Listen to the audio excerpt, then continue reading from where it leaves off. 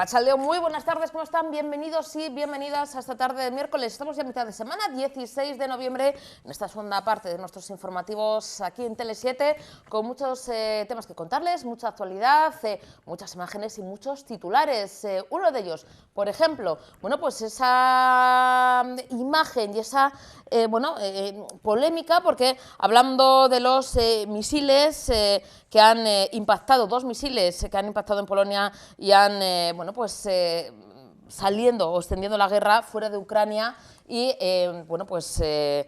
matando a dos personas. Según la OTAN, que se reunía hoy de urgencia con los diferentes embajadores para analizar este incidente, está claro que son misiles lanzados por parte de Rusia. Rusia dice que no, que son misiles antiaéreos ucranianos. Bueno, y ahí está la historia, uno u otro, pero dos personas han fallecido en este ataque con estos dos misiles y traspasando esas fronteras fuera de la guerra, de la invasión de Rusia a Ucrania, por primera vez desde que se inició esa invasión. Estas armas, en este caso estos dos misiles, habrían afectado a un tercer país, en este caso además perteneciente a la OTAN, que es Polonia. Como decimos, a escasos kilómetros de la frontera con Ucrania, hubo esos dos misiles, esos dos cohetes que en principio parecían perdidos, pero que impactaron. Ya ahí vemos imágenes del impacto y fallecieron dos personas. Como decimos, hay reacciones. Una de ellas, además, es del presidente del Estado español, Pedro Sánchez, que ha afirmado hoy mismo en la cumbre del G20 que está teniendo lugar en Indonesia que Rusia bombardee, en este caso, Ucrania, porque estos son los misiles que han impactado en Polonia, pero siguen los bombardeos y sigue la guerra sin cuartel, sin fin, y hoy en esa reunión de la cumbre del G20 Rusia no ha parado, ha seguido bombardeando territorios ucranianos mientras los países del G20 buscan la paz, buscan el consenso, la alianza, el que se recapacite y que Putin entre en razón y se termine de una vez por todas ya esta guerra, esta invasión, Rusia ha vuelto con esos bombardeos y, según Sánchez, es un desprecio total al sistema multilateral y a esa búsqueda de la paz que parece que Putin no atiende razones. Vamos a escuchar las palabras del presidente Pedro Sánchez.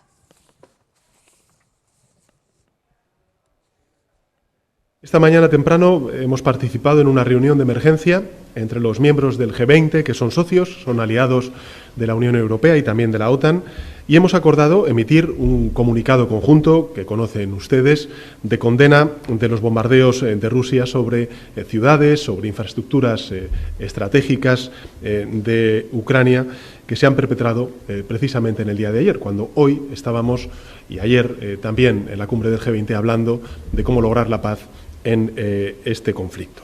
Un comunicado también de expresión de apoyo y solidaridad a Polonia, mientras se investigan los hechos que han provocado la muerte de dos ciudadanos polacos esta misma madrugada, y finalmente un comunicado de apoyo y solidaridad con Ucrania y con el pueblo ucraniano frente a la guerra de agresión que están padeciendo desde el pasado mes de febrero.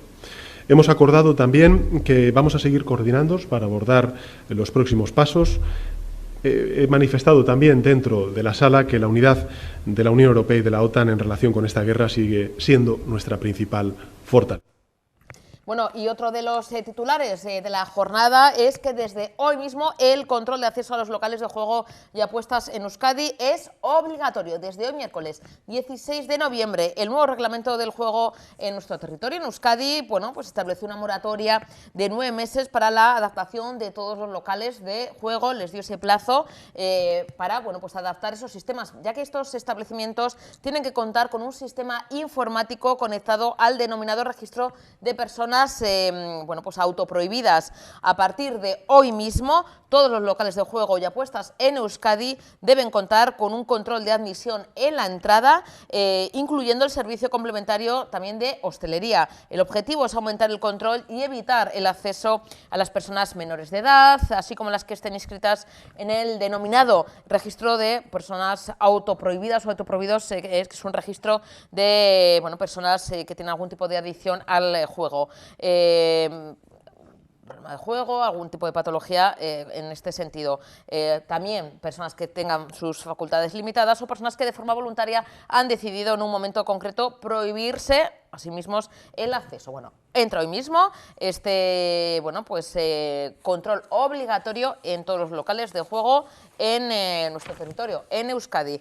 Y vamos a ver imágenes antes, un recorrido, cómo se presenta esta nueva misión Artemis de la NASA, que Artemis 1, que sin tripulación, que va a impulsar el regreso de aquí a cuando lo determinen los responsables de la NASA de la humanidad a la Luna, con ese cohete que luego vamos a escuchar. Es una prueba de vuelo que además se ha preparado, como vemos, durante mucho tiempo. Estas son misiones que evidentemente conllevan años y años de trabajo. Se busca, ¿no?, el regresar a la Luna, que también con la vista puesta en Marte y, como decimos, y más allá.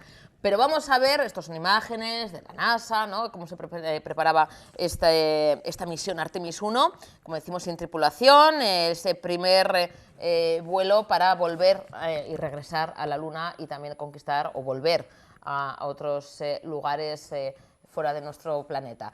Vamos a ver el momento exacto.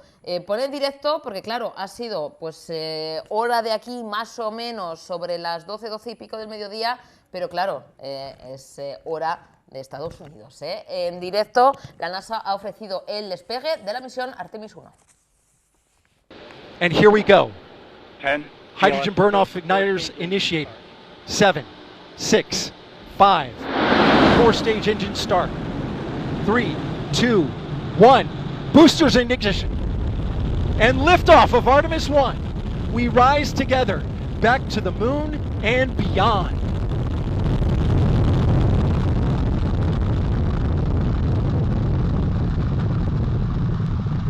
All 4 RS-25 engines on the core stage and 2 solid rocket boosters now propelling the vehicle at 128 miles per hour. Hearing good control on the roll from teams in Mission Control Houston. All good calls so far. Now 30 seconds into the flight of Artemis. Bueno, imágenes de hoy mismo, es el lanzamiento de esa misión, de ese cohete Artemis 1, como decimos, sin tripulación, volviendo a reconquistar en la Luna y el espacio exterior. Así que bueno, ahí está, imágenes, como decimos, de hace apenas unas horitas, hora de aquí, hora estatal. Vamos a acercarnos ya no solamente a nuestro planeta, a la planeta Tierra, sino también a nuestro territorio, a Euskadi, ya que el Gobierno vasco presenta su hoja de ruta para minimizar el vertido de residuos y garantizar la autosuficiencia de instalaciones de cara al año 2024, con un horizonte, como decimos, todavía más lejano, del 2030, impulsará el reciclaje y la valorización, la aprobación de decretos que abran nuevos usos a los materiales secundarios, el canon vasco de vertido y la ampliación temporal de algunas instalaciones públicas y privadas, dando cumplimiento así al plan de prevención y gestión de residuos de Euskadi. Las medidas previstas garantizarán la autosuficiencia en la gestión de residuos a partir, como decimos, del año 2024 y reforzarán el control de la Administración en la actividad de los vertederos. Según las estimaciones de esta hoja de ruta, se dejarán de verter 10 millones de toneladas de residuos entre los años 2022, desde este año 2022 y 2030.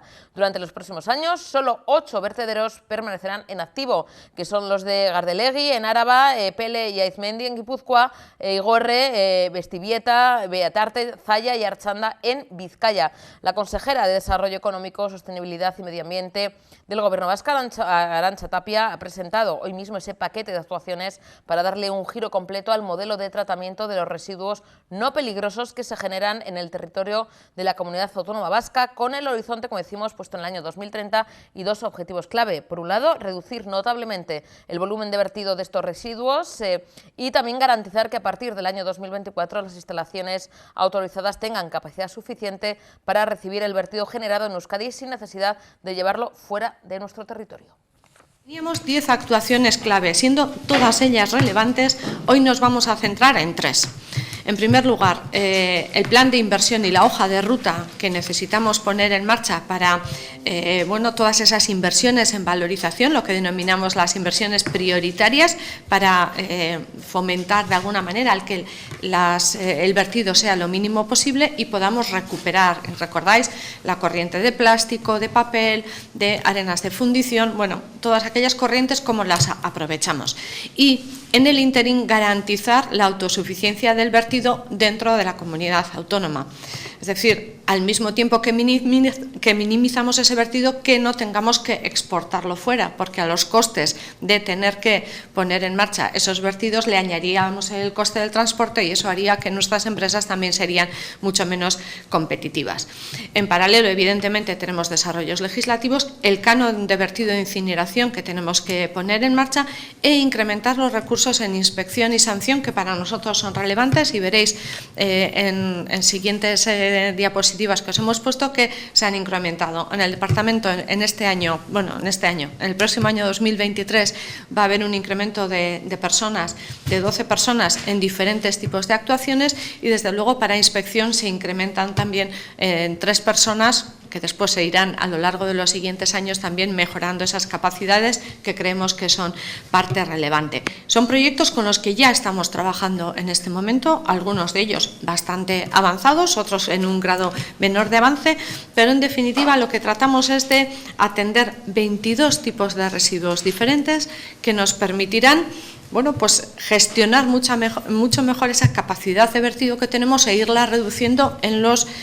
porcentajes y en los valores que se habían previsto en ese plan previo. Estamos hablando no de vertido únicamente, estamos hablando principalmente de qué es una economía circular, cómo tenemos que gestionar esta nueva economía, cómo tenemos que empezar a plantear todos los procesos productivos desde el ecodiseño, desde el primer momento, cómo vamos a gestionar los materiales, qué tipo de materiales vamos a introducir, si son nuevos o son reciclados, y cómo reciclamos y terminamos la vida útil de todos esos productos. Se abren grandes oportunidades de generar esa nueva economía, de ayudar y de trabajar en pro de una economía distinta, mucho más sostenible y que luche contra el cambio climático, y desde luego donde esa gestión de los vertidos también sea una parte relevante. No podemos imaginar un proceso en el que estamos trabajando, decía, con una fábrica o con la instalación de una fábrica de baterías, si no vamos a pensar cómo vamos a terminar con la vida de las baterías. Elementos materiales como el litio, el cobalto, que son, precisamente no tenemos una mina de litio y de cobalto aquí cerca, la vamos a tener que traer desde muy lejos. ¿Cómo vamos a poder reutilizar esos materiales y ser mucho más sostenibles y más autosuficientes también de cara a futuro? Yo creo que son elementos que están en este plan y en las actuaciones que vamos a llevar a cabo. Con todas esas capacidades llegaríamos al 2030 casi con esos 9 millones de toneladas necesarias, y tendríamos la capacidad de vertido suficiente para hacer frente a las previsiones que tenemos, y veríamos si necesitamos aumentar algo más en función de que las instalaciones de valorización no hayan cumplido en los tiempos en los que prevemos que estén en marcha. Bueno, continuamos en Tele7, tenemos al otro lado a Iñaki Unzain. Él es todo un referente, es un personal shopper inmobiliario de referencia en Cataluña, en todo el Estado español, pero me imagino que por el apellido y el nombre, tiene por lo menos un poquito de aquí de Euskadi, ¿no? Iñaki, ¿me equivoco? Buenas tardes. Sí, buenas tardes. Hola, ¿qué tal a todos? Sí, nací en San Sebastián. Bueno, entonces ahora entendemos esto de ser uno de los referentes y que seas además bueno, pues una de las voces más reconocidas con 20 años de experiencia en el sector inmobiliario. Iñaki, bueno, pues barriendo un poco para casa, claro, pues con esos genes vascos. Iñaki, vamos a hablar de la situación del mercado inmobiliario, de cómo está.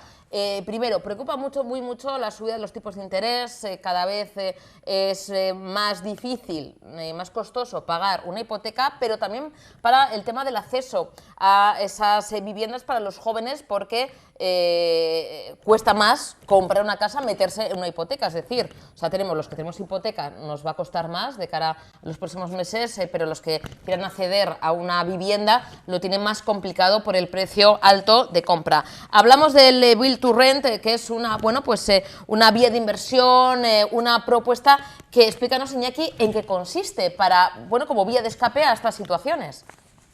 Bueno, el Build to Rent es una nueva modalidad de inversión que están utilizando las promotoras inmobiliarias, que consiste en construir viviendas, pero en vez de construir viviendas de obra nueva para venderlas, es construir viviendas de obra nueva para ponerlas en alquiler. Esto es tan sencillo como eso. Y como has comentado, pues el momento de la coyuntura actual, con unos tipos de interés elevados, pues y una situación laboral en este país, sobre todo para los jóvenes, un tanto delicada, pues hace que el alquiler pues esté subiendo con mucha fuerza, y por eso las grandes promotoras están concentrando parte de sus inversiones en esta nueva vía de inversión, que es el construir viviendas no para vender, sino para ponerlas en alquiler, un poco buscando dar salida o una solución a esas gente, sobre todo ese sector de gente joven que tiene dificultades para acceder a la vivienda en propiedad. Fíjate, Iñaki, que es algo que en otros países es muy habitual, ¿no? Viven pues en países como Estados Unidos, en otros países, en este caso, ¿no? Más cercanos, ¿no? En Europa viven la mayoría, no digo el 100%, pero la mayoría tiran del alquiler, ¿no? Vemos que incluso hay gente con cierto nivel adquisitivo que vive de alquiler, bueno, y es una opción y está muy extendido en otros países, como decimos, en otros continentes y en países también europeos. Aquí nos cuesta esa cultura de apostar por el alquiler, ¿no? No sé si somos muy conservadores a la hora de decimos que queremos tener una propiedad que al final no es nuestra, porque teniendo en cuenta que el piso es del banco, porque hay veces que hay hipotecas que son a 30 o 40 años, depende de la media de edad y estas cosas. Iñaki, al final el piso realmente lo vamos pagando, pero es del banco, hasta que lo acabamos de terminar de pagar. Es decir, tenemos esa cultura aquí todavía muy instaurada de compra, de tener algo en propiedad, que en otros países nos lleva mucha ventaja de años anteriores de apostar por un alquiler, incluso teniendo un nivel adquisitivo alto, porque vemos que esto en otros países, incluso vemos muchos famosos que no compran, que viven en alquiler, en mansiones, etc. y demás. ¿Es una cuestión de cultura, algo cultural? Sí, es una cuestión claramente cultural de este país.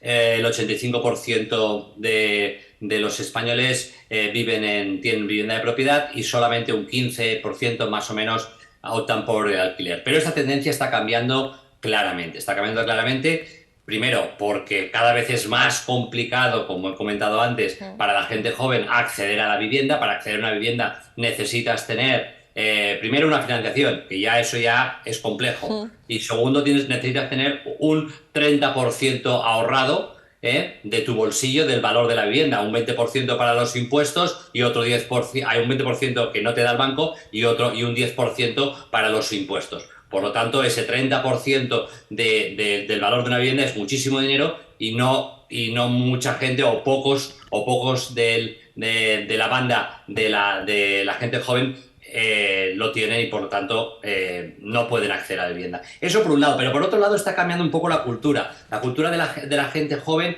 está cambiando por dos cosas, yo diría, principalmente. Uno, la globalidad. La globalidad, ahora la gente joven ya no está pensando en vivir en su barrio, en su ciudad. La gente joven está pensando en que puede vivir en cualquier lugar del planeta. Y además no en un solo sitio, sino ahora me puedo ir a Barcelona, o me puedo ir a París, o me puedo ir a donde sea. Gracias a Dios el nivel de inglés de este país ha mejorado muchísimo y eso permite una movilidad. Por lo tanto, existe intrínsecamente dentro de la gente joven una sensación de globalidad, de que somos ciudadanos del mundo y que por lo tanto estoy abierto a trabajar en cualquier lugar del mundo. Entonces, el tener una vivienda en propiedad te ata, porque claro, si estás pagando una hipoteca, aunque sí que siempre la puedes poner en alquiler, pero bueno, si tú ya tienes esta mentalidad de que a lo mejor en algún momento dado me voy a vivir fuera, pues la opción del alquiler es mucho más flexible y es mucho más importante. Esto por un lado. Y por otro lado, está surgiendo en los últimos años lo que se llama el sharing. ¿Te compras un coche? No, lo alquilo. ¿Una moto? No. Cojo y tal. ¿Una bici? Tampoco. O sea, estos dos temas, la globalidad y la cultura del sharing, hacen que el tema del alquiler pues esté en auge, aparte de que es una solución que permite a la gente joven el acceso a la vivienda. Y también, Iñaki, que se está, vamos a decir, regulando el mercado inmobiliario. Me explico. Es decir, hace años hemos estado también viviendo casi, bueno, pues en esa burbuja, en algo irreal, que era esa bajada de los tipos de interés. Nos bajó muchísimo, ¿no? Y lo agradecimos los que tenemos hipotecas, pero claro, vivíamos bueno, pues en esa situación irreal, porque hay veces que comparábamos, decíamos, bueno, si voy a pagar por una hipoteca, por un piso, ¿no?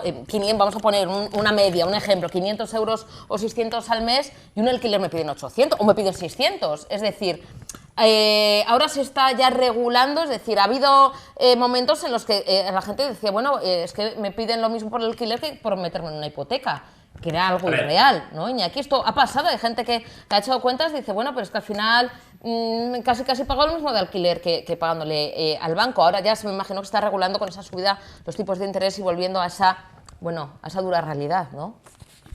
A ver, es cierto que en los últimos años, en los últimos 10, 12 años, hemos vivido con unos tipos de interés negativos, un Euribor negativo, con lo cual el coste del dinero era prácticamente gratis y, lógicamente, pues ante un dinero con unos tipos muy bajos, pues facilitaba mucho el pago de las cuotas. Ahora mismo los tipos de interés están subiendo, pero tampoco nos volvamos locos. Ahora tú puedes conseguir una hipoteca al 3%. Al 3% sigue siendo un coste del dinero muy competitivo. O sea, al razonamiento que tú me acabas de hacer, yo te diría, aún sigue siendo más conveniente el pagar la cuota que no el alquiler. Por lo menos en Barcelona, claro. Que es donde yo me muevo, ¿no? E incluso aunque subiera al 4,5%, todavía el coste de la cuota podría ser inferior al coste del alquiler.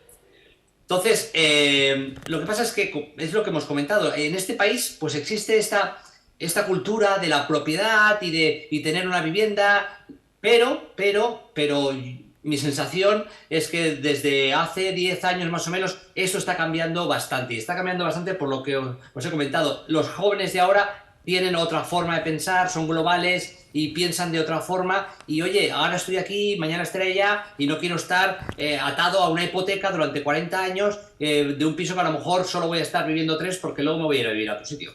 Y que además estamos hablando que, bueno, pues la opción, ¿no?, de este Build to Rent son esas viviendas que se están construyendo nuevas, pero son viviendas además también, bueno, modernas, eficientes, que es algo que también, Iñaki, buscan los jóvenes, ¿no? Porque claro, quizá cuando optamos a una compra es un parque inmobiliario ya pues antiguo, ya construido, ya con incluso, bueno, pues con sus, bueno, no cargas, pero bueno, pues con esas revisiones, etc.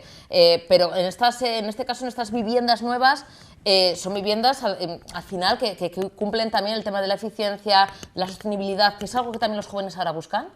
Sí, esto es muy importante porque a través del Build to Rent tú accedes a una vivienda de obra nueva, con una calificación energética muy alta, por lo tanto muy eficientes, con pocos consumos, que esto es algo que a la gente joven también les preocupa, el medio ambiente, y son viviendas que tienen una geometría, una distribución moderna, una distribución moderna donde ya se está pensando en espacios para el teletrabajo, donde tienen una luz, hay mucha luz, se procuran tener terrazas, es decir, tienen ya una distribución moderna del siglo XXI, que estos no lo tienen las viviendas antiguas que ahora puedes encontrar de alquiler. Por lo tanto, esta nueva vía que es el Build to Rent te permite alta eficiencia y distribuciones modernas para la gente moderna de hoy en día. Y además, también se están construyendo edificios Build to Rent con zonas comunes, que puedes tener un gimnasio en el edificio, puedes tener una piscina, puedes tener una sala de reuniones, una serie de cosas que los edificios antiguos no los tienes. Iñaki, y esta bueno, pues alternativa, ¿no? Vemos esta modalidad que se plantea exitosa, que tiene muy buena pinta. Qué pena que yo que yo me he metido ya, me he casado con el banco, y Iñaki, qué pena, de haberte conocido antes no habría pasado eso, no estaría en ese matrimonio. Iñaki, para la gente que nos está viendo, gente joven que les interesa esta opción, ¿cómo comentarles? Pues claro, no sé, porque me da que no están todas las ciudades, se irán plantando ahora mismo qué ciudades ofrecen esta modalidad, esta alternativa, ¿no?, de alquilar, pues estos pisos de nueva construcción, como comentas, ¿no?, con esa vista puesta en el futuro que está aquí, con el teletrabajo, zonas comunes, todo compartido y todo con esa posibilidad de luego, pues movernos, porque quizá nos salga una oportunidad laboral en otro sitio. ¿En qué ciudades ahora mismo está implantado? Bueno, esto empezó principalmente en Madrid y Barcelona, sobre todo en Madrid. No me sé bien los porcentajes, pero me atrevería a decir que un 40% de las promociones de obra nueva destinadas al Build to Rent están en Madrid, y el resto en Barcelona. En los últimos años se está empezando a propagar por las principales provincias de otras ciudades, pero actualmente principalmente están en Barcelona y en Madrid, o en Madrid y Barcelona más bien. Fíjate, Iñaki, que ahora pensando, yo siempre pienso en las personas individuales, no vamos a decir, ¿no?, en multinacionales, ni tal, porque pues nosotros siempre miramos un poquito por nosotros, ¿no?, por ciudadanos de a pie. Pero escuchándote, Iñaki, yo creo que con este sistema al final ganamos todos, es decir, los jóvenes, las personas, ¿no?, que entren a formar parte de esta modalidad, ¿no?, puedan acceder a una vivienda, independizarse, formar un proyecto de vida, ¿no?, y poder, ¿no?, salir del nido familiar de Aita y Ama, como suele decir, pero también pensando en las constructoras. Es decir, Iñaki, hay veces que vemos obras paralizadas, sobre todo aquí hay ciertas zonas, y más cuando pegó más fuerte la crisis, que había muchas grúas, había muchas obras paradas, que no tienen cómo seguir, que cuesta vender esos pisos. Es decir, es una opción también para que las constructoras, grandes constructoras o pequeñas constructoras, construyan pisos, ganen su dinero, porque, hombre, evidentemente también tienen que comer, y puedan dar salida a esos pisos nuevos, ¿no? Que al final no se puedan construir porque nadie pueda comprar. Sí, indudablemente es una vía que es curioso que no estuviera ya hace muchos años, porque al final tampoco han descubierto la rueda. Al final es construir para alquilar en vez de construir para vender. Entonces, eso lo único que tiene es una complicación financiera. Las promotoras inmobiliarias tienen recursos propios, pero también tienen muchos recursos ajenos, dinero que le presta el banco. Entonces ese banco al final se canaliza a través de unos préstamos promotor, que una vez termina la promoción, todo está vendido y cobran el dinero de los compradores, se devuelve esa financiación a los bancos, y ahí acaba la financiación de esa operación. En este caso es distinto, en este caso es una operación a muy largo plazo, los promotores pues también se tienen que financiar y tienen que buscar fórmulas de financiación pues de largo plazo. Como has comentado, es una salida perfecta para la gente joven que no puede acceder a la compra de una vivienda porque no tienen ese 30% ahorrado y porque a lo mejor no tienen una estabilidad laboral que les permite acceder a la financiación, y por otro lado, esta gente puede acceder a viviendas del siglo XXI con altos niveles de eficiencia y unas distribuciones del siglo XXI. Por lo tanto, es una solución buenísima. Por eso es sorprendente que esto no se hiciera antes, pero bueno, es así. Bueno, Iñaki, a ver si se extiende también a más comunidades autónomas, a ver si llega también aquí a la zona norte, como decimos, también a tu hogar, a esa parte de ti aquí en el territorio vasco. Y bueno, yo si algún día consigo divorciarme de mi banco, pues nada, apostaré por esta opción que, madre mía, de saberlo, como se suele decir, no habría firmado ese papel. Iñaki, muchísimas gracias, la verdad es que ha sido un placer tenerte en el programa, estamos en contacto. Un besito enorme, es que recasco. Un saludo, hasta luego. Hasta luego. Vamos al Parlamento Vasco. Hoy ha habido comisión de Derechos Humanos, Igualdad y Justicia. Ha comparecido Beatriz Artolazabal, la consejera precisamente Igualdad, Justicia y Políticas Sociales, que ha ofrecido, bueno, pues en esta comisión datos de los centros penitenciarios. Ha respondido también a cuestiones relacionadas con el modelo penitenciario vasco. Ha hablado sobre el progreso a tercer grado de más de medio millar de personas privadas de libertad en ese primer año de gestión penitenciaria, y ha hablado, bueno, pues como decimos, de justicia restaurativa. Escuchemos sus palabras.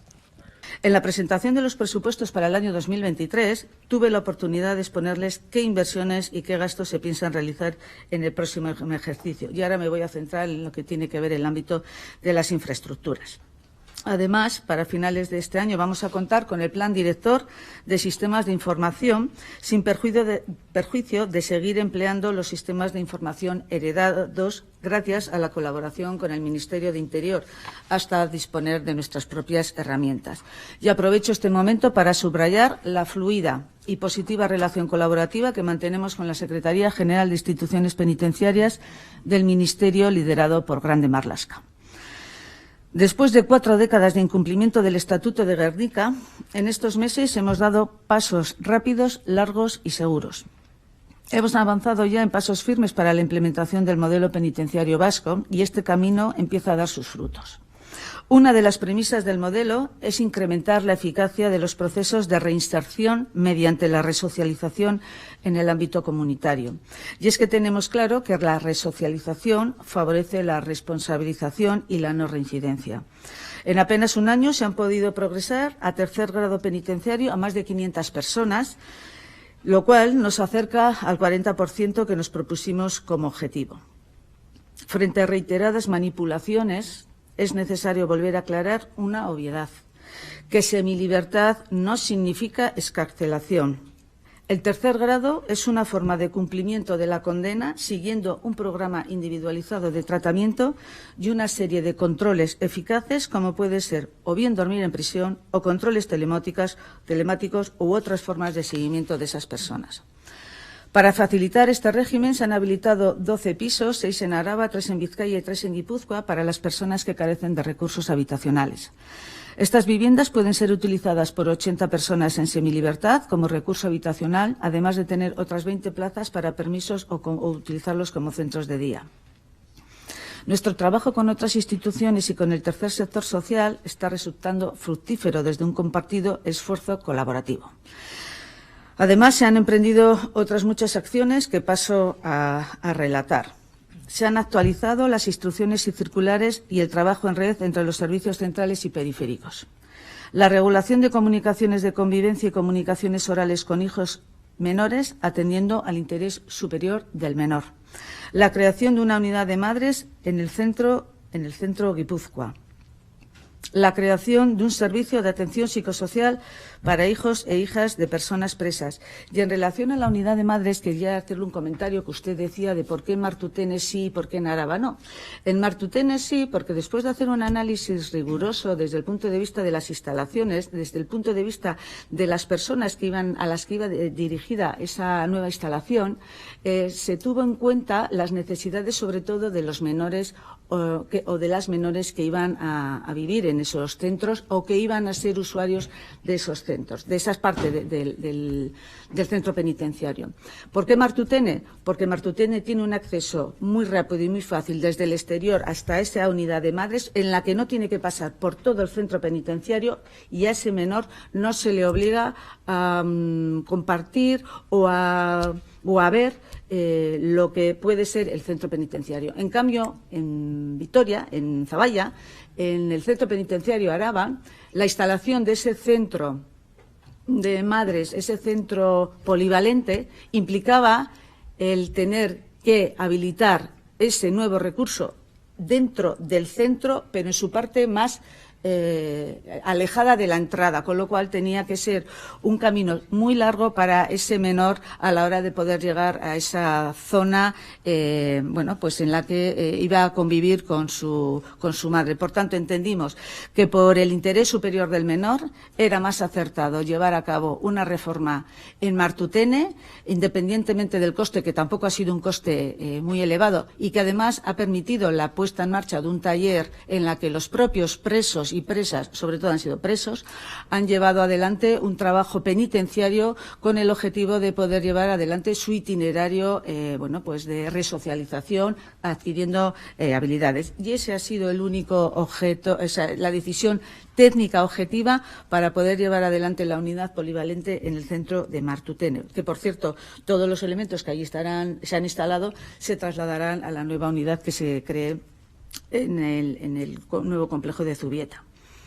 Se ha creado también, como le decía, un servicio de atención psicosocial para hijos e hijas de personas presas. Se han llegado a acuerdos para la asistencia religiosa con la confesión católica, islámica y próximamente lo vamos a hacer con la evangélica. Se ha hecho un protocolo de comunicación de ingresos y excarcelaciones con el servicio de asistencia a la víctima. Hemos generado mecanismos colaborativos con salud, educación, políticas sociales o la Ertzaintza, así como con el tercer sector que trabajaba y trabaja con personas penadas. Hemos institucionalizado la relación con la abogacía para la asistencia legal penitenciaria. El convenio con UDEL para los trabajos de beneficio en favor de la comunidad, con muchos ayuntamientos adheridos, lo hemos firmado también. Hemos realizado una convocatoria bianual de programas comunitarios de reinserción de personas penadas con una cuantía global de 6.200.000 euros que actualmente está en tramitación. Hemos asumido la gestión del servicio de transporte público de las personas internas hasta el centro penitenciario de Araba, que antes se prestaba por parte de la Diputación. Se ha desarrollado la estrategia de justicia restaurativa 2022-2025. Bueno, y además de esta comparecencia, bueno, lo escucharemos más la participación de Beatriz Artolazabal, tenemos a nuestro siguiente invitado y es un placer darle la bienvenida a Isidro Lezgaray, presidente de UNICEF País Vasco. Isidro, buenas tardes, Arratsaldeon. Hola, muy buenas tardes, Susana.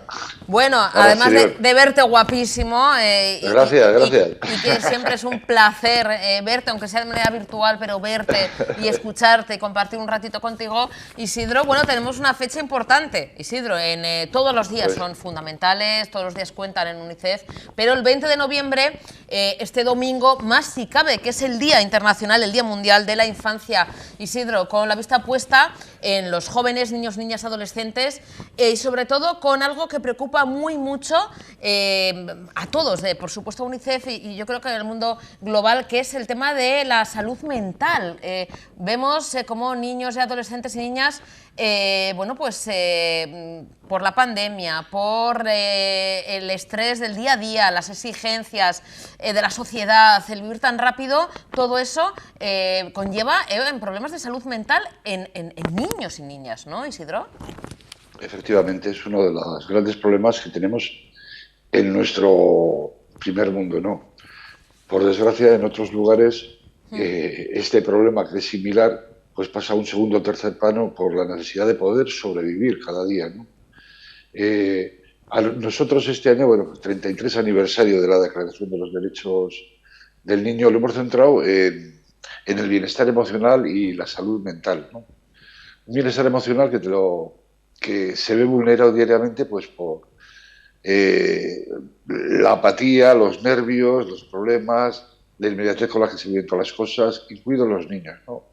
Un problema de salud mental que hace que 1 de cada 7 niños, niñas, adolescentes, pues se vean afectados por una enfermedad de este tipo, bien sea depresión o otro tipo de dolencia, ¿no? Hablamos además de un tema que es tabú en nuestra sociedad, porque así como decimos, joder, tengo mal la rodilla y voy a ir al traumatólogo, o me duele la cabeza y voy al doctor de medicina general o voy a la consulta, ¿no?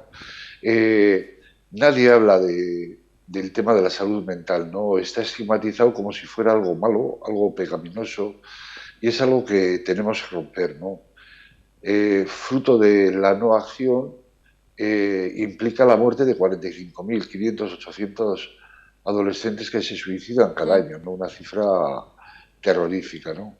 Fruto de la inadmisión también es unas depresiones muy severas y unos niños, unos adolescentes que quedan marcados por vida si no reciben una atención pronta, ¿no?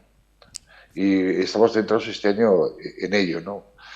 Nuestra misión, nuestros ojos, nuestro corazón, aparte de en esto que es tan nuestro y tan propio de los países avanzados, están también en los otros mundos, ¿no? En la cercana guerra de Ucrania y de lo que va a pasar este invierno, sin gas, con la electricidad, los principales centros de producción eléctrica bombardeados y destruidos. ¿Qué va a pasar con toda esa infancia y también con las personas mayores, ¿no? Y con todos los seres humanos que están ocupando ese espacio? ¿Qué va a pasar en conflictos olvidados como Siria o Yemen o otros países, ¿no? Tenemos 30 puntos de conflictos en el mundo. Entonces, pues con todo, celebramos el Día de la Infancia pues con alegría por lo avanzado y con dolor pues por todo el trabajo que nos queda por hacer y por las muchas cosas que no vamos a poder atender. Sí, porque Isidro, como comentas, ese 20 de noviembre sirve para, bueno, pues celebrar por los avances, evidentemente, como comentas, que son muchos años de esa convención que fue en el 1989 sobre los derechos del niño, de la niña, pero todavía con esos muchos frentes abiertos, es decir, situaciones complicadas en diferentes lugares, hablamos de salud mental, pero como comentas, ¿qué va a pasar con esos niños, adolescentes, jóvenes que están viviendo eso, una invasión, una guerra, otras guerras? O sea, es que, Isidro, es terrible, no solamente el dolor físico, que también supone, evidentemente, una guerra, una invasión, que puedes perder la vida simplemente por ir a comprar el pan, te cae un misil, una bomba, como lo estamos viendo, y puedes perder la vida, pero ese problema psicológico que va a acarrear y que luego muchas veces desde UNICEF no gestionáis de la mejor manera posible. ¿Cómo se trabaja luego con esas secuelas psicológicas, Isidro, en tantos millones de personas? Pues bueno, tenemos equipos para ello, ¿no? Sobre todo cosas en las que interviene la psiquis, ¿no? Muy importantes, ¿no? Pues toda la recuperación de niños y niñas soldados, ¿no? Que fueron secuestrados en su infancia, obligados a hacer auténticas barbaridades, incluso matar a algún otro ser humano o incluso a un familiar, ¿no? Para sobrevivir ellos. Y existen procesos de rehabilitación y de reconstrucción de esos niños que son costosos, ¿no? Primero es una acogida en la comunidad. Normalmente, por ejemplo, en el caso de los niños soldados no pueden volver a su pueblo porque lo ha matado alguien de allí. Entonces buscamos comunidades próximas de su etnia que los acojan, familias que los protejan y a su vez psicólogos, que en muchos casos son otros niños que ya son adultos salidos de la guerra y que han sido formados para ellos, les ayuden a hacer todo el proceso de recuperación del dolor. En el caso de las guerras, pues también el apoyo psicosocial que hacemos en todos los frentes, ¿no? Es continuo, con gente especialista en estos temas, ¿no? Yo acabo de llegar ahora de un país cercano que está olvidado porque parece que todo va bien, porque ya no hay grandes atentados. Es un país rico, se llama Colombia, pero que por detrás tiene una guerra de 50 años de guerra, con más de 500.000 de muertos, más de 130.000 desaparecidos y atrocidades terribles las que nos han contado allí, ¿no? Y yo estuve en las dos zonas más castigadas. Nosotros llevamos también 50 años instalados en Colombia, ¿no?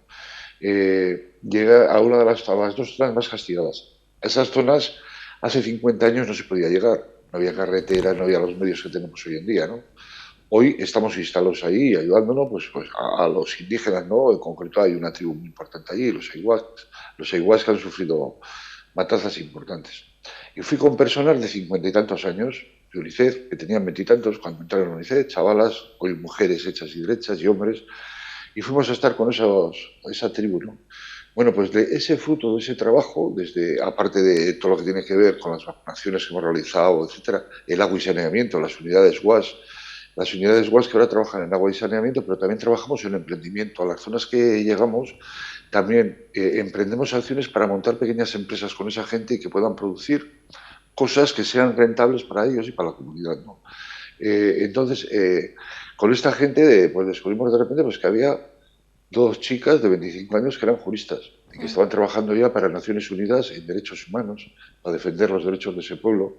Había 5 maestros, 2 médicos, Con lo cual yo salí muy emocionado de que esa semilla del día a día en cada sitio, en cada pueblo, en cada barrio del mundo, al final fructifica con gente formada y preparada para cambiar el mundo, ¿no? Creo que lo que estamos viviendo ahora no es una crisis, ¿no? Aunque los economistas toman medidas como si fuera una crisis, ¿no? Depende del Fondo Monetario Internacional, se ponen de acuerdo y todas las gran bancas suben los intereses, y yo pienso que con eso lo que hacen es empobrecer a los que somos más pobres, a las clases medias y a los que somos más pobres, ¿no? Creo que lo que estamos viviendo es un cambio total de lo que hemos conocido, y que tenemos que pensar en ese cambio que nos viene desde los gobiernos y desde las personas, poniendo en el centro a los ciudadanos, a las personas, creando ya una base que permita a esos ciudadanos el vivir dignamente, el tener un salario decente, el trabajar todos juntos por el tema del cambio climático, ¿no? Una de las grandes desgracias que estamos viviendo y que no hemos mencionado, ¿no?, es la mayor hambruna de la historia de la humanidad que la estamos viviendo ahora, ¿no? Hay cerca de 800 millones de personas en situación de hambre, de los cuales más de 40 están en situación crítica. Y no es solamente la guerra de Ucrania ni el que no lleguen los alimentos, ¿no? Ha habido un proceso de desertización muy importante, sobre todo en muchos países africanos, proceso pues que está llegando a España ahora en estos momentos, y que llegará a Euskadi. Hemos visto un verano en Galicia con los pantanos bajo mínimos, ¿no? ¿Quién iba a pensar en el norte verde que sucedan esas cosas, ¿no? Y con incendios, Isidro, con incendios también, terribles, ¿no? Claro, en Galicia, en el norte. Claro. Entonces, bueno, pues la suma de todas esas cosas que se han entremezclado, pues las guerras, las hambrunas, la sequía, el cambio climático, etcétera, hace que se esté configurando un mundo nuevo, en el cual los ciudadanos, la gente de bien, pues tiene que empezar a exigir a sus políticos, cada uno desde su trabajo y desde su puesto, que todo lo que hagan sea para ayudar a las personas, a los ciudadanos, ¿no?, a las personas que verdaderamente lo necesitan. Creo que esta crisis está sirviendo también muy mucho pues para ver medidas sociales muy importantes, ¿no? En el caso de nuestro país, Euskadi, pues es un país avanzado, no por lo que lo diga Isidro Lesaray, ¿no?, sino porque todos los datos, todas las estadísticas nos ponen a la altura de los países más avanzados tratando al ser humano, ¿no? Los diferentes gobiernos que hemos tenido, que no han sido de un solo color, normalmente han sido de varios colores, ¿no? En Euskadi ha habido una alternancia en un momento dado, pero ha habido siempre gobiernos de coalición, gobiernos en el que han estado representen la mayoría de los partidos. La inmensa mayoría de los partidos ha gobernado en Euskadi. Y desde ese hacer juntos, pues ya hemos construido entre todos pues una sociedad más resiliente que el resto, más protectora de la gente que lo necesita. Y todo esto que digo no es desde el conformismo. Creo que tenemos que avanzar todavía muchísimo y dar más pasos de gigante en temas relacionados con la infancia, en temas relacionados con la tercera edad, ¿no?, con la edad adulta, que tenemos que visionar un país en el cual el que se jubila a los 65 años no se jubile, no se puede perder esa capacidad intelectual y ese esfuerzo. Si quiere, pues hará lo que quiera con su vida. Pero yo creo que todos tenemos el deber de aportar a la sociedad todo lo que nos ha dado, una educación, ¿no?, nuestra sociedad, nuestro entorno, nuestros padres, nos ha dado la posibilidad de acceder a un trabajo y nos ha dado las cosas que hacen que el ser humano pueda desarrollarse y crecer. Isidro, para no quedarnos sin tiempo, que ya sabes que Sí. quiero exprimir aquí cada segundo, cada instante. Perdóname.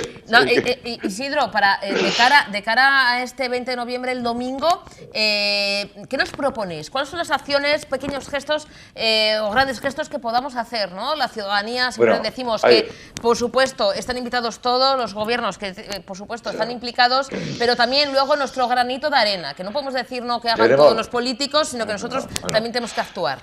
¿Cómo podemos colaborar? El granito de arena de UNICEF es siempre una ayuda económica que necesitamos continuamente, ¿no?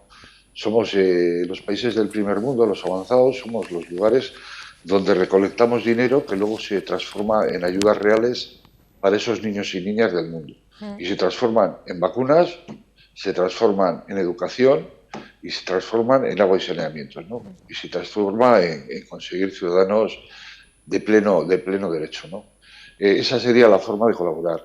Nosotros lo que tenemos son más de 100 acciones en estos momentos con los niños, que se van a celebrar el día 20, pero que empiezan el día 18. El día 18, 942 niños y niñas de Vizcaya, pues por ejemplo, han estado trabajando en el tema de la inmigración infantil.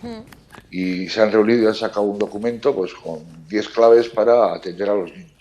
¿Y eso dónde lo vamos a presentar? Pues 242 niños de ellos han sido seleccionados y van a ir a la Casa de Juntas de Guernica, donde vamos a ser recibidos por la presidenta de las Juntas Generales de Vizcaya, Ana Otadui, y donde vamos a estar con ellos, van a firmar en el libro, nos van a contar los portavoces de cada grupo a qué conclusiones han llegado, etcétera. Esto es el viernes. El sábado hay un gran encuentro en la sala multivoz de ETV que se llama Gastechance, en el cual jóvenes adolescentes también van a debatir sobre los temas que tienen ellos en la cabeza para ir planeando y edificando ese futuro que se necesita nuevo, ¿no? Con nuevas experiencias. Y luego pues tenemos un montón de historias, carreras de niños, venta bocadillos en algunos casos en colegios, etcétera, para recordar que es el Día de la Infancia y para recordar fondos que permitan ayudar a los niños que verdaderamente están necesitados. Pues Isidro, estaremos muy pendientes, como siempre nosotros colaborando con vosotros. A veces, lo hemos comentado, ojalá se cerrara UNICEF, ojalá, no haría falta, pero a día de hoy es más necesaria que nunca esta gran entidad, Isidro, y gracias por compartir este ratito. Lo dicho, nos vemos en breve porque me ha interesado mucho, además tenemos un programa aquí también centrado en la tercera edad, que es Palabras Mayores, para poder hablar también de esa edad dorada, de cómo pueden aportar mucho a la sociedad. Yo soy así dorada. que tú eres joven, tú todavía nada dorada ni nada. Tú eres todavía de... Ya tengo el pase del metro rojo, o sea que cuidadín conmigo. Pues si tú eres de la dorada, yo soy hada de bronce. Así que nada, nos vemos dentro de poquito, Isidro, porque nos interesa muy mucho seguir colaborando con vosotros. Es importantísimo, como decimos, estas buenas energías. Y nada, en breve, gran Isidro. Nos vemos.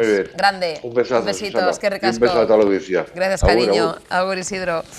Vamos a seguir hablando de avances, de tecnología, de cómo hacer posible que una persona con la movilidad mermada, con problemas de movilidad en silla de ruedas, pueda volver a caminar. Lo hacen gracias a un exoesqueleto, es la última tecnología, además tecnología con Euskolabel, fabricado aquí en Euskadi, sin ir más lejos. Vamos a conocer todos los detalles.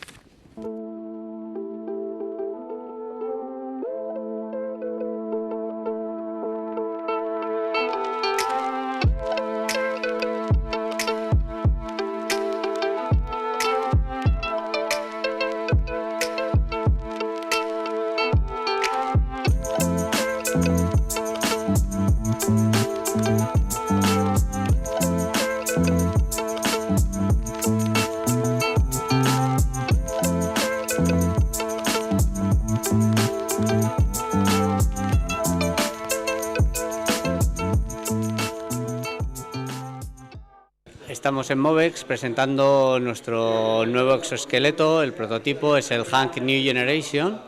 Es un exoesqueleto que ya en el 2023, aunque ahora está acabado, faltan los trámites administrativos de certificaciones, estará trabajando con pacientes para conseguir una mejor experiencia y la parte más importante, que la rehabilitación consiga llegar un poquito más allá. El balance de 2 años, quien mejor lo puede hacer son nuestros pacientes y los resultados que ellos han obtenido. Si nos toca decir a nosotros, podemos decir que hemos sido muy felices contribuyendo a mejorar la calidad de vida de forma palpable para muchos pacientes, logrando no solo incrementos en confianza, en equilibrio, en la forma de andar, que son muy importantes, sino realmente mejorar la vida de esas personas tras haber pasado y trabajado con nosotros. Lo importante, el exoesqueleto es fundamental, tener un exoesqueleto que es único en el mundo porque tiene tobillo es muy importante, pero lo realmente importante es el método, que la diferencia está entre que la pluma la tenga Arturo Pérez Reverte o yo. Lo que escribimos es muy diferente. Y el método, cómo complementamos, cómo trabajamos analíticamente cada una de las sesiones para llevar y exprimir al máximo las capacidades que nos dota este exoesqueleto es fundamental. mucho contacto con los pacientes. ¿Cómo vas viendo la evolución? Desde luego en positivo. Sí que es verdad que no hay que olvidar que depende de qué lesión neurológica se tienen que plantear unos objetivos diferentes a otros, pero desde luego siempre en positivo y ayudándoles al menos en la calidad de vida. Acompañamos al paciente en todo su entorno y desde luego en las terapias de aquí vamos viendo poco a poco su evolución, si hay que hacer algún cambio y todo lo que esa persona puede necesitar. Luego también hacéis unas estadísticas para ver su evolución, ¿no? Sí, sí que es verdad que evidentemente hay algunos test que pueden ser más clínicos, pero intentamos valorar todo lo que podemos a nivel cuantitativo, a través de escalas, a través de los gráficos también de Hank. O sea, intentamos basar en todos los números que puedan dar unos resultados que podamos comparar en un antes y en un después. ¿Y cómo ves este nuevo Hank, New Generation, que está presentando hoy? Hombre, pues desde luego le tenemos que dar más rodaje y vamos a hacerlo a partir del 2023, pero promete mucho, la verdad, y ya de por sí todo lo que se está viendo, desde luego en positivo.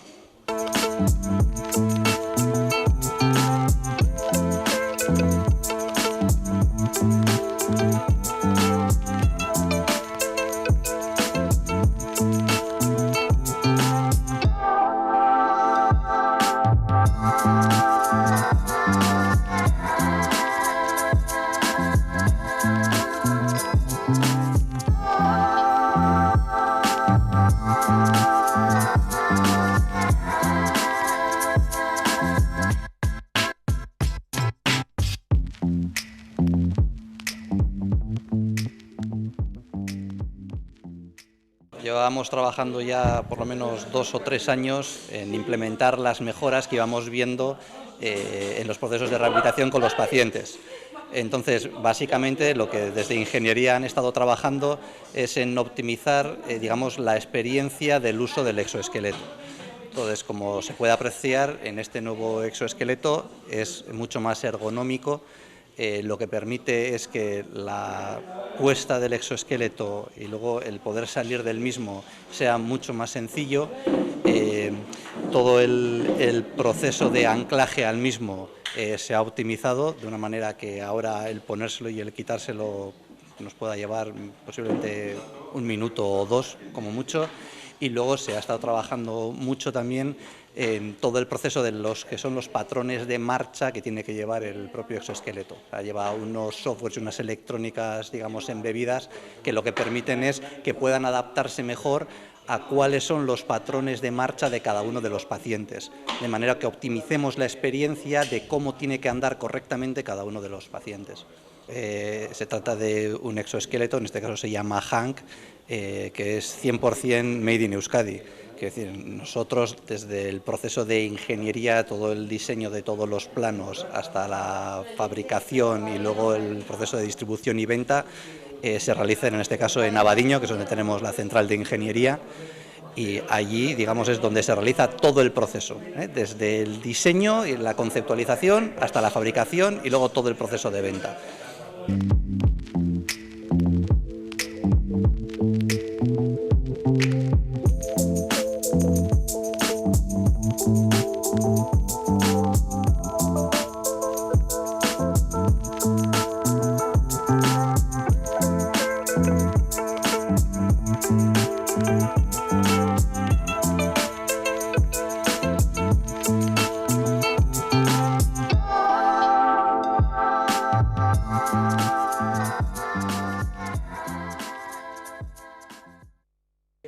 Respecto al anterior, este es más cómodo, digamos, se adapta mejor a tus piernas o bueno, a donde te atan.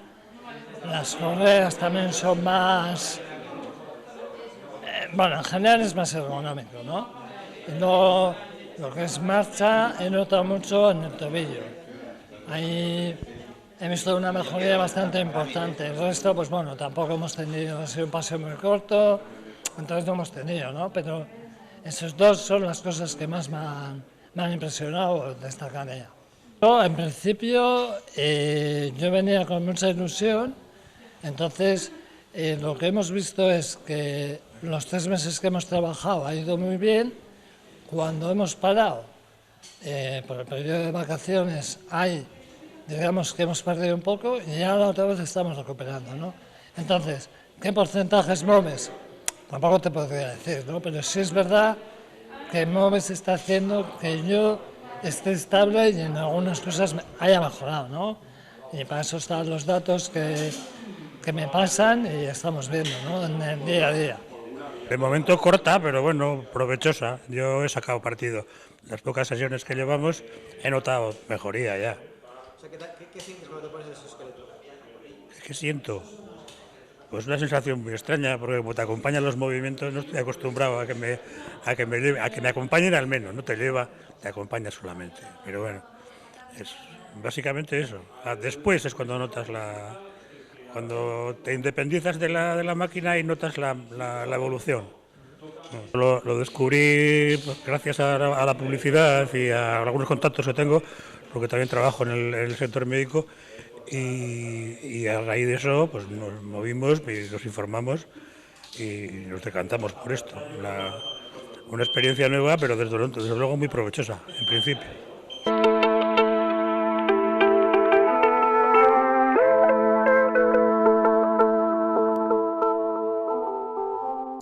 Y continuamos en Tele7, en nuestros informativos, y damos la bienvenida. Es un auténtico placer y un honor recibir al otro lado al doctor Alfredo Rodríguez Antigüedad. Él es jefe de neurología del Hospital de Cruces de Gurutzeta. Doctor, buenas tardes. Arratsaldeon.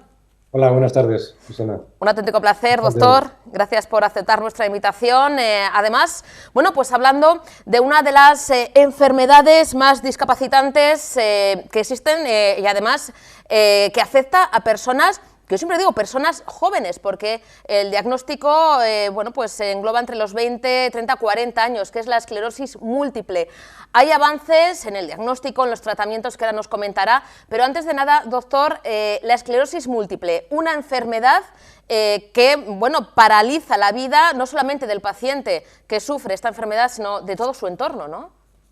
Sí, es una enfermedad que tiene un impacto personal y familiar muy importante, ¿no? Como bien acabas de comentar, es una enfermedad que ocurre en esas edades en las que uno lanza su proyecto vital, de casarse, de emprender su vida profesional con un contrato, con un trabajo, y en ese momento es cuando te diagnostican una enfermedad que no tiene hoy por hoy curación, aunque cada vez la podemos controlar mucho mejor, y que, bueno, pues siempre estás un poco sometido al miedo, que pueda haber una evolución que no sea buena y que te impida desarrollar todos tus proyectos vitales. Es una enfermedad que sí que impacta de manera muy importante en los pacientes ya con el mero hecho del diagnóstico, aunque, insisto, afortunadamente cada vez tenemos más recursos para poder mejorar la evolución de estos pacientes.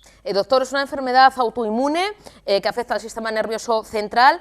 ¿Qué se sabe más de esta enfermedad? ¿Tiene que ver el componente genético? ¿No tiene nada que ver? Hay una cierta predisposición familiar a tener esta enfermedad, pero realmente el componente genético no pesa demasiado.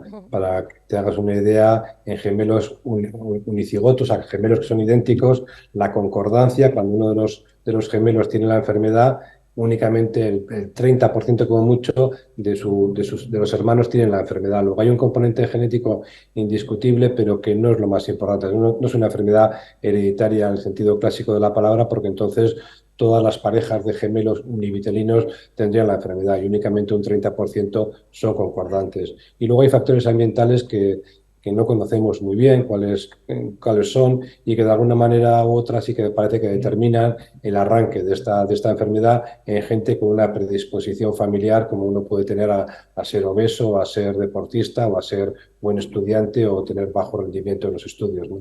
Doctor, cada día se diagnostican 3 nuevos casos de esclerosis múltiple y en la mayoría de los casos 3 de cada 4 son mujeres. ¿Se sabe o se conoce también por qué las mujeres, una vez más, en este caso padecemos, ¿no? Esa predisposición, ¿no? de tener esclerosis múltiple en este caso?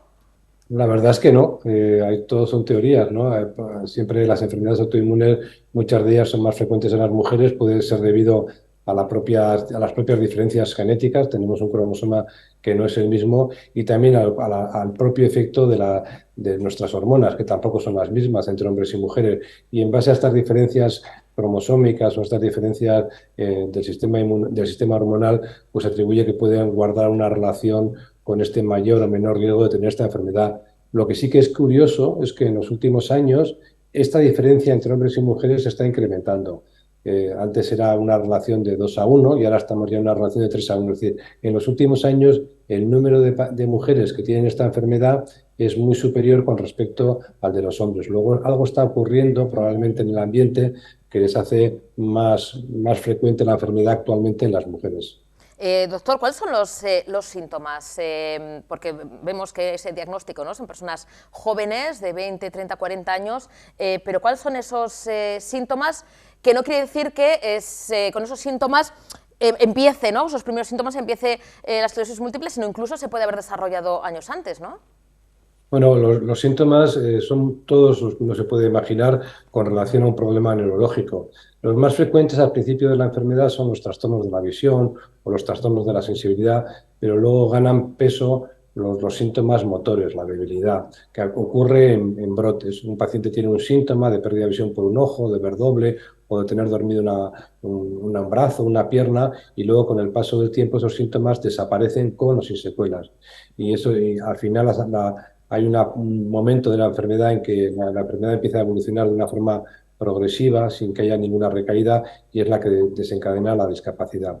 Pero además de estos síntomas que son visibles para todo el mundo, hay unos cuantos síntomas que son lo que llamamos los síntomas ocultos, ¿no? Porque es muy frecuente la fatiga, una fatiga que puede llegar a ser invalidante.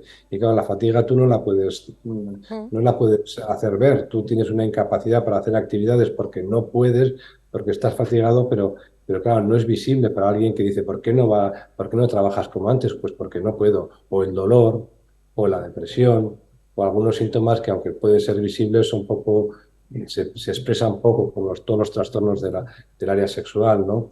Hay un montón de síntomas que impactan mucho en los pacientes, en concreto la fatiga es tremendamente impactante, pero que no podemos evaluarlo más que en base a lo que nos dice el paciente. Y eso, claro, incapacita totalmente a estas personas que padecen la esclerosis múltiple, precisamente mermando su calidad de vida, incluso haciendo que no puedan, como usted comenta, ni siquiera trabajar, o que, bueno, pues se les sea muy complicado. Esto es algo que también va unido a padecer esta enfermedad, ¿no? La calidad de vida como impacta seguro, ¿no? Porque realmente te cargan en la mochila un peso que es difícil de llevar, ¿no? Tener una enfermedad imprevisible, con síntomas visibles y con síntomas ocultos. Como decía antes, afortunadamente, y lo recalco, afortunadamente en la actualidad tenemos cada vez más recursos para poder cambiar el pronóstico de la enfermedad, y en la actualidad muchísimos de nuestros pacientes llevan, con una cierta diferencia con respecto a otras personas que no tienen la enfermedad, pero llevan una vida fundamentalmente normal, ¿no? O sea, hacen una vida normal muchos de ellos, aunque siempre tienen la amenaza de que ese pronóstico bueno, pues en algún momento determinado, pues se rompa y tengan una evolución mala. Pero en general hemos cambiado de una forma muy importante el pronóstico de estas personas gracias a todos los avances en la investigación y a todos los avances en los tratamientos. Ahí quería llegar. Hemos planteado, ¿no?, el escenario, pero bueno, pues para llegar a este momento del tema de los tratamientos, doctor, hay avances, hay bueno, pues tratamientos de alta eficacia, se llama, para tratar, ¿no?, sobre todo la esclerosis múltiple en fase quizá temprana, ¿no?, en ese diagnóstico también temprano, precoz, como se suele decir.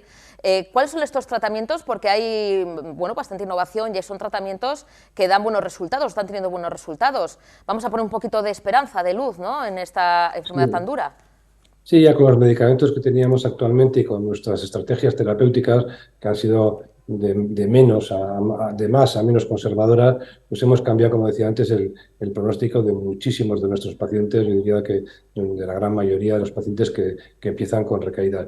Y en el último año pues han incorporado nuevos medicamentos a este arsenal de fármacos que podemos utilizar en pacientes bien al principio de la enfermedad o bien en periodos muy tempranos cuando falla uno de los otros medicamentos. Hay medicamentos que, bueno, que actúan sobre los linfocitos, impidiendo que circulen por la sangre, y otros que destruyen de una forma con cierta seguridad con respecto a otros efectos secundarios un tipo de glóbulos blancos, los B, los linfocitos B, que son en alguna medida muy protagonistas en la causa de esta enfermedad, ¿no? Entonces yo creo que estamos avanzando, y otros medicamentos que están también en fase de investigación ya muy avanzada y que suponen un nuevo abordaje de esta enfermedad. Yo creo que el escenario en términos de medicamentos es muy esperanzador y todo esto ha sido posible gracias a la investigación. Los neurólogos también tenemos cada vez objetivos terapéuticos más ambiciosos. Ahora ya queremos que los pacientes, como decía antes, todos hagan una vida normal y que, bueno, que esta enfermedad no sea más que una anécdota en su biografía y que la única carga sea la de tomar medicamentos que no les provoque prácticamente efectos secundarios. Ese es nuestro objetivo y en ese aprendizaje estamos, ¿no? De utilizar todos los recursos que tenemos ahora, que son muchísimos, de la mejor manera para cada paciente, para que tenga un buen pronóstico con unos riesgos que sean muy, muy aceptables. Son algunos de esos medicamentos incluso que se pueden autoadministrar en casa, o sea que tienen también esa comodidad de hacerlo en sus hogares, ¿no? Que tengan los menos, evidentemente, también efectos secundarios. Esas investigaciones o esos ensayos, me imagino, ¿no? Con gente voluntaria, con gente enferma de esclerosis múltiple, ¿funciona mejor en esa fase temprana y en gente joven o es indiferente de la edad, doctor? Bueno, cuanto antes frenas un problema, mejor, ¿no? El cerebro es un órgano que tiene una diferencia con respecto al resto de órganos de nuestro cuerpo y es que no se regenera. En el cerebro lo que pierdes no lo vas a recuperar nunca. Podrás tener estrategias, el cerebro tiene estrategias de adaptarse para mantener la función a pesar de tener una merma en sus circuitos, en sus neuronas, pero no se recupera nunca. Por lo tanto, cuanto antes empecemos a frenar esa pérdida de cerebro es mejor. Por eso, hoy en día la estrategia terapéutica es la del tratamiento temprano y, por supuesto, con aquellos medicamentos que tengan más probabilidades de ser eficaces en los pacientes, que es lo que se llaman los medicamentos de alta eficacia. Cuando planteamos una estrategia terapéutica, que como digo, cada vez somos más ambiciosos en este objetivo terapéutico, también hay que tener ver la otra parte de la moneda, que son los efectos secundarios. Y tenemos que equilibrar un poco cuáles son los beneficios del paciente en sus circunstancias concretas con relación a los riesgos del paciente derivados del tratamiento. Y en ese aprender cómo conjugar esos dos verbos, riesgo-beneficio, en función de cada paciente, intentando adecuar a cada paciente el mejor tratamiento, es donde nos encontramos. Y hemos avanzado muchísimo y yo creo que la incorporación de nuevos medicamentos para esta enfermedad pues no hace más que facilitarnos esas garantías de alcanzar el éxito en una muy gran parte de los pacientes, ¿no? Doctor, podemos decir que, bueno, además del Hospital de Cruces ser referente en muchas áreas, ¿no? de la salud, en la investigación, estamos a la cabeza, pues en muchas áreas, como decimos, dentro del Estado español. En este caso, en la investigación en enfermedades neuronales del sistema nervioso, ¿estamos también bien situados a nivel de investigación? Sin lugar a dudas. En el ámbito de las neurociencias somos un referente a nivel del Estado y en el ámbito de la esclerosis múltiple, sin lugar a dudas, lo somos y estamos, sin lugar a dudas, en la cabeza de la investigación y en la cabeza de una asistencia a los pacientes con esclerosis múltiple de muy alta calidad y muy eficiente. Yo creo que no es una afirmación gratuita y fruto de la vanidad, sino que está absolutamente acreditado. Recientemente salían un listado de los científicos más relevantes a nivel del Estado con relación a las neurociencias y figuraba en los puestos de cabeza los neurocientíficos de la Fundación Achúcarro, en concreto el doctor Carlos Matute y otra persona también relacionada con la GLIA, y figuraban dentro de este listado de los investigadores relevantes en el Estado y en concreto en Euskadi, figuraba en Achúcarro, y nosotros mantenemos con el doctor Carlos Matute y con Achúcarro una relación muy intensa de colaboración, apoyándoles en la investigación y bueno, yo creo que está acreditado que estamos en la cabeza de la investigación en neurociencias en Euskadi, por supuesto, pero también en el Estado. Y en temas de investigación con nuevos medicamentos, pues yo creo que realmente todos los nuevos medicamentos que disponemos actualmente hemos formado afortunadamente parte de esos proyectos de investigación que son proyectos a nivel internacional, no únicamente proyectos locales. Luego yo creo que estamos muy bien posicionados en la investigación y muy clínica, en la investigación básica y también, como decía, en la asistencia sanitaria a los pacientes que tienen esta enfermedad. Doctor, además de tener a grandes investigadores e investigadoras, tenemos también la suerte de tener un personal sanitario humano, un equipo humano importante que bueno, pues es el alma, ¿no? de los hospitales, y usted me imagino que con su amplia trayectoria, ¿no? en neurología como neurólogo también habrá visto esas historias personales, es decir, bueno, cuando se le da a esa persona, a su familia, el diagnóstico, cuando, bueno, se dice, oye, hay tratamiento, pero vamos a ver cómo funciona, esas y tantas historias humanas personales que me imagino, doctor, que, bueno, pues que a uno también, bueno, pues se le van quedando, ¿no? Me imagino que habrá visto muchos casos muy dispares. Sí, se van quedando y te van enriqueciendo, aunque sea situaciones pues en cierta medida tristes, pero te van enriqueciendo ver el valor personal de muchos pacientes, de la mayoría, que afrontan con una dignidad y con un coraje y con una vitalidad situaciones que no sé si yo lo llevaría igual de bien, ¿no? Realmente son un ejemplo por supuesto, para mí y para el resto de la sociedad.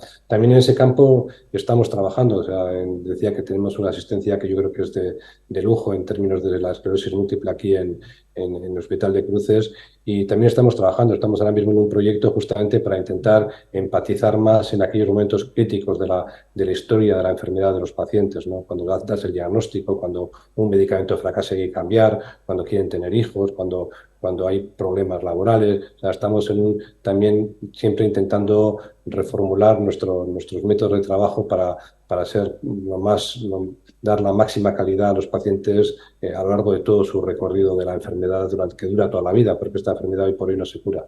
Eso es, precisamente, esa palabra que nunca gusta a los médicos, cura. No se puede hablar de cura y tratamiento, pero ha comentado, y con eso un poquito, ¿no?, esa esperanza de cara a un futuro, quizá, bueno, pues sea una enfermedad que sí que esté para toda la vida, pero que sí con tratamiento se puede sobrellevar y no acabar postrada en una silla de ruedas, como vemos muchos casos, ¿no?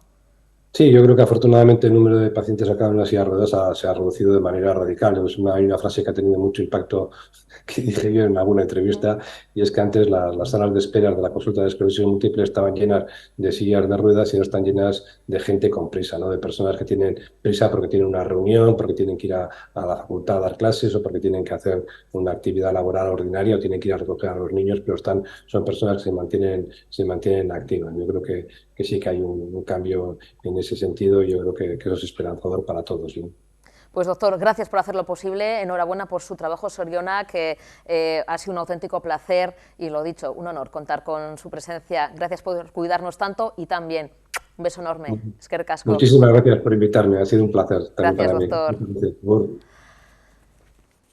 La verdad es que ha sido una maravilla de entrevista. El doctor Rodríguez Antigüedad, jefe del Servicio de Neurología del Hospital de Cruces, un auténtico referente en nuestro Hospital de Gurutzeta. Nos tenemos que marchar, nos hemos quedado sin tiempo, espero que hayan disfrutado y que hayan bueno, pues estado acompañándonos como cada tarde aquí en Informativos Tele7. Mañana volveremos con más temas si así nos lo permiten y más actualidad. Pasen buena tarde. Un besito. Agur, Viararte.